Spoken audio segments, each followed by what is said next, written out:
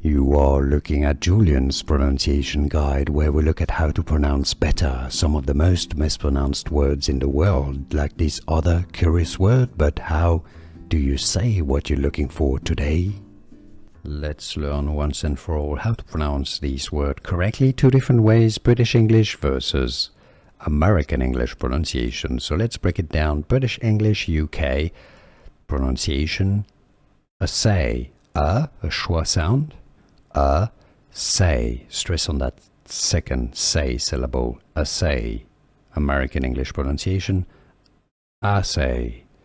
And yes, it comes from French, essai. And French doesn't have any stress on any particular syllable, either the first or the second, and this is why you have those two interpretations, British or American: assay or assay. If you want to learn more from vocabulary from English, many more videos. Stay tuned.